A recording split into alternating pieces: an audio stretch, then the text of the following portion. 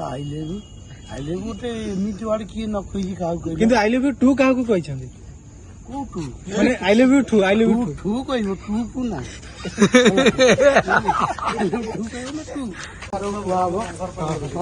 ସମୟ ଆସି ଏବେ କାହିଁକି मतलब काली गीता भी रिलीज होगा जाଉଛି କାଲି ଗୀତା ଫିଲ୍ମ ଦେଖିଲେ କହିବେ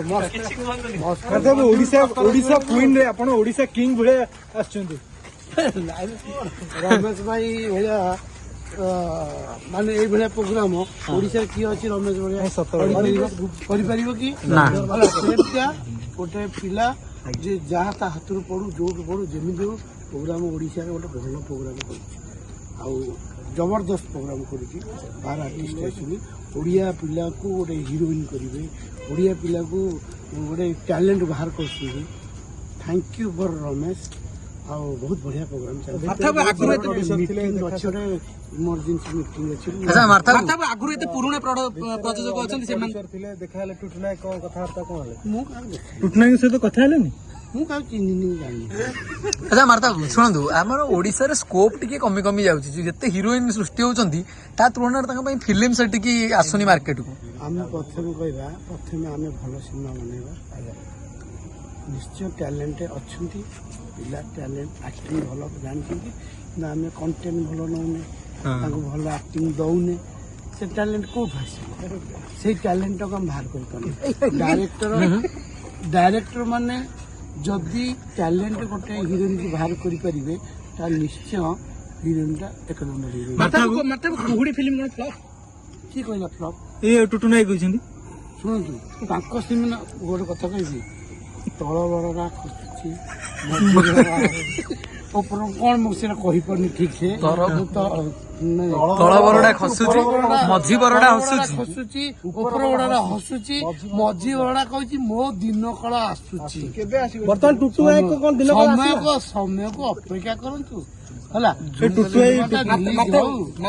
କାହା ନାଁ ମତେ କୁହନି ହେଲା, ସେ ନାଁ ଭାଁ ମତେ ଜମା ମତେ। ହଉ ଠିକ ଅଛି ମାର୍ତା ଭାଇ, ସବୁ ଟେନସନ ଛାଡିକି ଆପଣ କେବେ କାହାକୁ ଆଇ ଲଭ୍ ୟୁ କହିଛନ୍ତି?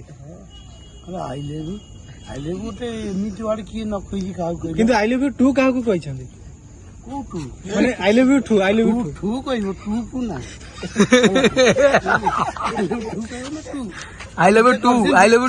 ଶୁଣନ୍ତୁ ସେ ବିଷୟରେ ଗୋଟେ ଦିନ ମୁଁ ଫିଲ୍ମ ଦେଖି ସାରିଲା ପରେ ଗୋଟେ ପ୍ରେସ୍ ମିଟ୍ ଲାଗିବ।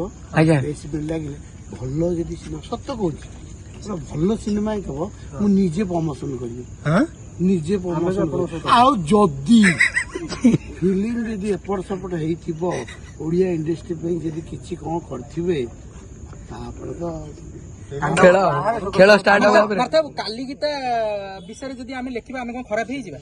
କାହିଁ ଖରାପ ହବ? ଶୁଣନ୍ତୁ କାଲି ଗୀତା ଗୋଟେ ଭଲ ଫିଲ୍ମଟା ହେଇଛି। ଟ୍ରେଲର ଆପଣଙ୍କର 2ଟା ଟ୍ରେଲର ଆମର ରିଲିଜ ହେଇ ଟିଜର।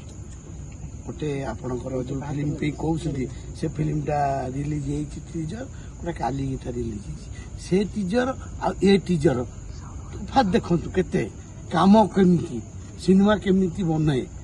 ଆଉ ଆପଣ ମାନେ ଏଇ ଯୋଉ ଫିଲ୍ମ ନୂଆ ଏଇ ଯୋଉ ହିରୋକୁ ନେଇକି ଫିଲ୍ମ କରୁଛନ୍ତି, ଫିଲ୍ମ ନୂଆ ହିରୋକୁ ନେଇ କିଏ କରନ୍ତି?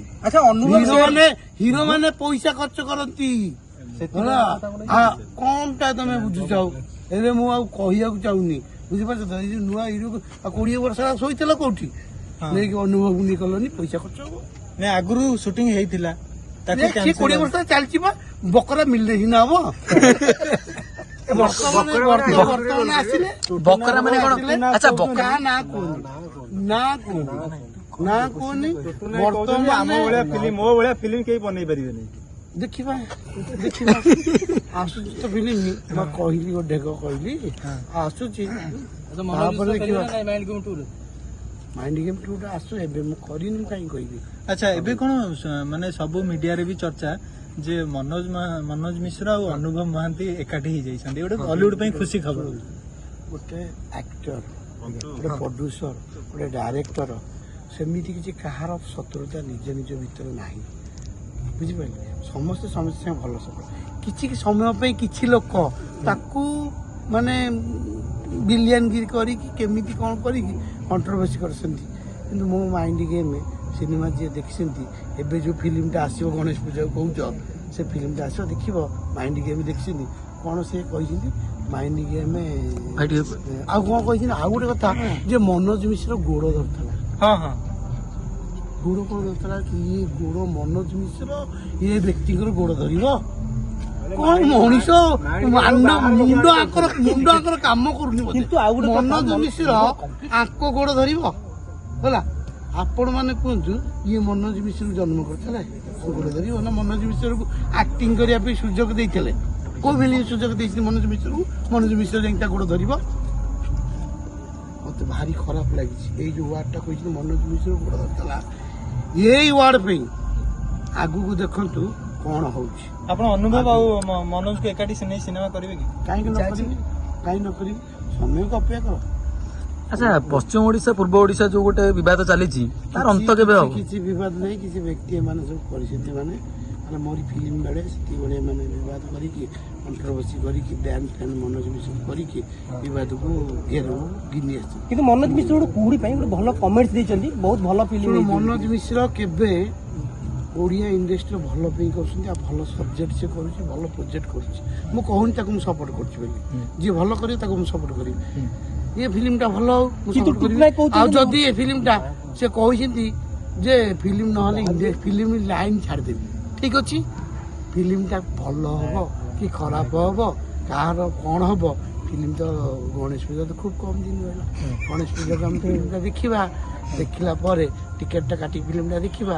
ତାପରେ ମୋ ଟିକେଟ ପଇସା ଅସୁଲ ହେଲା କି ନ ହେଲା ତାପରେ ଆମେ କଥା ହବା। ତାହେଲେ ଆପଣ ଆଇ ଲଭ୍ ୟୁ 2 ପାଇଁ ଆଶୀର୍ବାଦ ଦେବେ ନା ଅଭିଶାପ ଦେବେ? ଫିଲ୍ମଟି ଆଶୀର୍ବାଦ ଅଛି। ଫିଲ୍ମକୁ ସବୁ ଫିଲ୍ମର ଆଶୀର୍ବାଦ ଯେ କରୁଛି ଯିଏ କରିଛି ଭାଇ ବାହାଦୁରୀ ନିଅନି। କରିସାରିଲା ପରେ ଲୋକ ଦେଖି ସାରିଲା ପରେ ବାହାଦୁରୀ ନିଅ। ତା ପୂର୍ବରୁ ବାହାଦୁରୀ ନିଅନି। ଯୋଉ ବାହାଦୁରୀ ମାରି କଷ ମାରୁଛ ଫିଲ୍ମ ରିଲିଜ ହେଇଛି ତାପରେ କଷ ମାରିବ। ଭଲ ଯଦି ହେଲା କଷ ଦେଖେଇବ, ଆଉ ଯଦି ନହେଲା ପୁରା ତ ଧୋଇବ ଭଲ କି।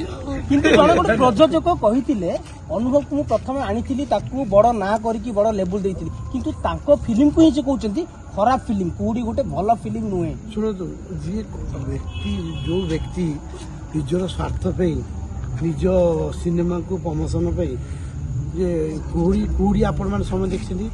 କୁହୁଡ଼ି କୌଣସି କୁହୁଡ଼ି ଗୋଟେ ଫିଲ୍ମ ପାଇଁ ମତେ ବହୁତ ଭଲ ଲାଗିଲା ହେଲା। ତାଙ୍କୁ ସେ ବ୍ୟକ୍ତି କ'ଣ ଖରାପ ଲାଗିଲା ତାଙ୍କ ଫିଲ୍ମ ଆସିଲା ପରେ ସେ କହିବେନି କି? ଆଉ କୁହୁଡ଼ି ଯେତେ ଜଣ ବ୍ୟକ୍ତି ଦେଖିଛନ୍ତି କୁହୁଡ଼ିକି ସେ କୁହୁଡ଼ି ଭଲ ଲାଗି ସମସ୍ତଙ୍କୁ ଭଲ ଲାଗିଛି। ଆଉ କଣ୍ଟେଣ୍ଟ ବେସିସ୍ ଫିଲ୍ମ ଅନୁଭବ ବହୁତ ଦିନ ପରେ ଭଲ କଣ୍ଟେଣ୍ଟ ନେଇ ଫିଲ୍ମ କରିଛି।